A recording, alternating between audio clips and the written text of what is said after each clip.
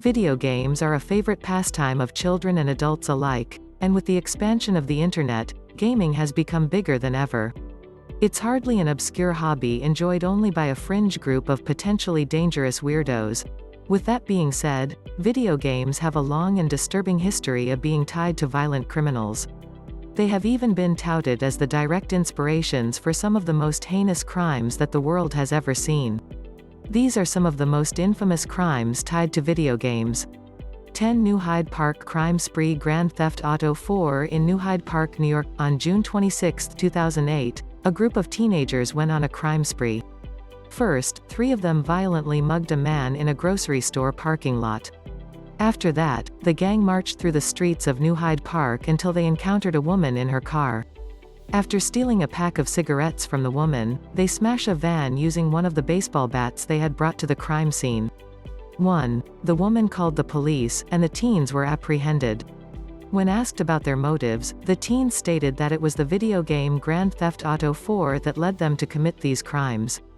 9 Nathan Brooks loss of game consoles. Photo credit: Cameron Probert, iFiber One News. In 2013, 14-year-old Nathan Brooks was grounded and prohibited from playing video games after receiving a detention in school. He decided to do something about it. The night after he was grounded, Brooks acquired his parents' .22 Smith & Wesson revolver and shot them as they slept. Fortunately, both of his parents survived, and Nathan was sentenced to 15 years in prison for his violent and senseless attack on his parents. He is due for release in 2028. 8 New South Wales youth crime spree. Multiple games. Unlike other entries on this list, this entry does not deal with a specific crime but a multitude of crimes, all of which have been tied to video games by police. In 2012, New South Wales and Australia was dealing with a sharp increase of teenage violent crime. Knife crime, in particular, was of concern to police after teens were killed, injured, and arrested as a result of carrying knives. Police Commissioner Andrew Scipione stated that he believed that video games where the player is rewarded for killing, raping, and causing mayhem were at the root of the problem. He also believed that a lack of proper parental skills were to blame, as when parents were called to pick up their children, they were completely unconcerned at the situation their kids were in. 7 Devon Moore Grand Theft Auto. Vice City photo credit: Murderpedia. Devon Moore is an American murderer who is believed to have been inspired by the game Grand Theft Auto, Vice City. On July 7, 2003, Moore was brought into an Alabama police station on suspicion of car theft. At the time, Moore had no criminal record, and he cooperated with the police. After being booked by Officer Arnold Strickland, Moore jumped him, grabbed his gun, and fired 3 shots, hitting Strickland in the head. Officer James Crump heard the shots and responded. Moore, however, fired 3 shots at Crump, hitting him in the head, similar to Officer Strickland. Finally, Moore ventured down the hallway and encountered 911 operator Ace Mueller and shot him in the head like his other victims. Moore then proceeded to steal a police car and flee the station, only to be apprehended 4 hours later in Mississippi. At the trial, Moore's lawyers argued that he was led to murder due to a life full of physical and mental abuse as well as his affinity for violent video games. Moore was a fan in particular of Grand Theft Auto, Vice City. In this game, players can steal cars, murder police officers, and commit acts of torture against fellow criminals. After his arrest, Moore made statements such as, "Life is a video game. You've gotta die sometime." On October 9, 2005, Moore was sentenced to death by lethal injection. He is currently on Alabama's death row. 6 Daniel Petrick Halo 3 photo credit: Sharonator Daniel Petrick was an American teenager who shot both of his parents in 2007, killing his mother and severely wounding his father. This was after they confiscated his copy of Halo 3, which was forbidden in the household. Petrick used his father's 9mm handgun to commit the murders. The handgun was locked in the same case as the game, and when Petrick took the gun, he also took the game. After he shot both of his parents, he fled with the game after his older sister and her husband arrived to watch a Cleveland Indians game. Petrick was arrested in the family van shortly after, with Halo 3 still in the front seat. At trial, Petrick's defense attorneys argued that due to a snowboarding accident that had left Petrick bedridden, he developed an addiction to the Halo franchise after playing it at friends' houses, leaving him unable to go without the game, which caused him to snap. This strategy did not work, and Petrick was convicted and sentenced to life in prison with eligibility for parole after 23 years. Petrick is currently imprisoned in the Grafton Correctional Institution in Ohio. 5.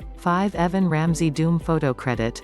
Ann Raup, Alaska Dispatch News. Evan Ramsey's childhood reads like a "How to Make a Killer" manual. When he was 7 years old, his father was imprisoned after an armed standoff with police inside a local newspaper office. As a result, his mother became an alcoholic, and Evan and his siblings were sent to various foster homes. Evan was sexually abused in at least one. He was also heavily bullied in school due to lack of intelligence and was often called names such as spaz, braindead, and retard. 2 weeks after his father was paroled, Evan committed his own crime. According to police reports, 20 people knew of his plan, and 2 helped Evan by teaching him how to use a shotgun and by telling him about how famous he would become. On February 19, 1997, he went to his high school armed with a shotgun. Ramsey killed the school principal and a student before wounding 2 others. He then attempted to kill himself by a shotgun blast to the head. He was unable to pull the trigger and surrendered to the police when they arrived. It has been largely believed that Ramsey had been imitating the video game Doom when he committed the murders. He was a known player of Doom, and his weapon, a 12-gauge shotgun, is one frequently used in the game. Evan's father, Don, told the media that he believed that his son was mimicking the game at the time of the shooting. Finally, in an in-prison interview, Evan stated that he blamed Doom for the shooting. Ramsey was charged as an adult at the trial and sentenced to roughly 200 years in prison with a chance of parole in 2066. 6. Nicholas Cruz Call of Duty photo credit.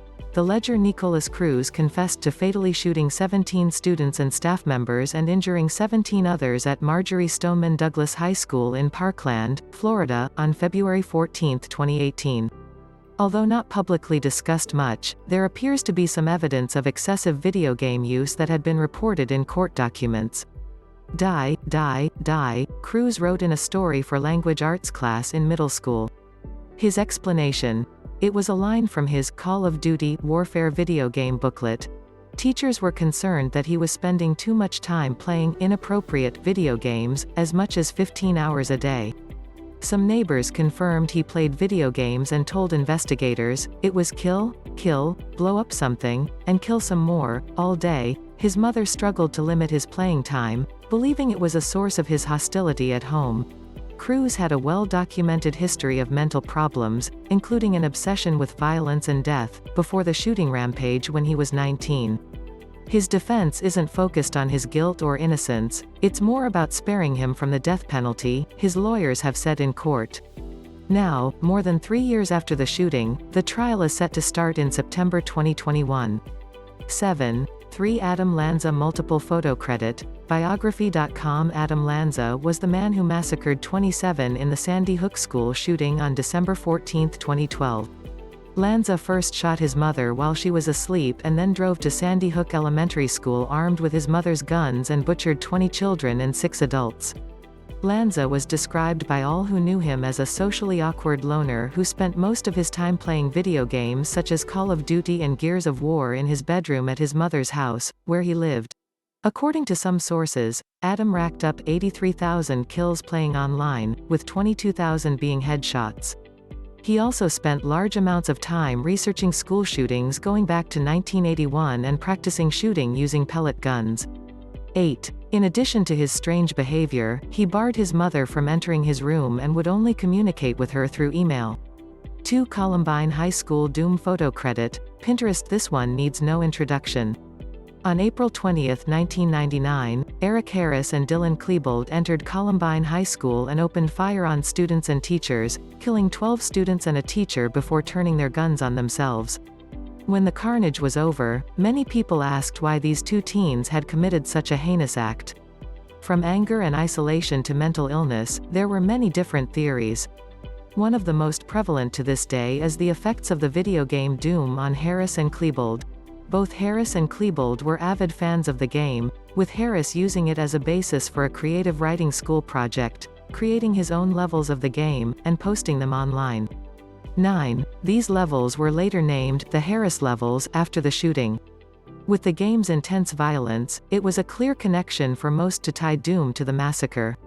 In a cruel twist of fate, a video game based on the shooting called Super Columbine Massacre RPG was released by independent developer Danny Ledden and was tied to the 2006 Dawson College shooting. 1 Anders Breivik Call of Duty, Modern Warfare 2 photo credit, AP Anders Breivik as one of the deadliest mass shooters in human history, claiming the lives of 69 young adults at a youth political camp in Norway on July 22, 2011, after killing another 8 by bombing a government building, making the total death toll 77. Breivik was politically motivated by what he believed to be the Islamization of Norway at the hands of the Norwegian Labour Party. This rage led him to attack their youth camp, believing that the next generation of the Labour Party had to be eliminated. 10. According to his manifesto, Breivik was an avid player of World of Warcraft and Call of Duty, Modern Warfare 2. Breivik wrote that he played World of Warcraft for relaxation. At the same time, he used Call of Duty, Modern Warfare 2 as a training simulator, having played the game using a hologram device to make the gameplay appear three-dimensional. This version of Call of Duty had previously fallen under controversy due to its level, No Russian, in which players commit a terrorist attack at an airport against innocent civilians. Breivik was sentenced to containment, which is a minimum of 10 years in jail and a maximum of 21 years but can be extended indefinitely based on the offender's danger to the public. This is the maximum sentence available under Norwegian law.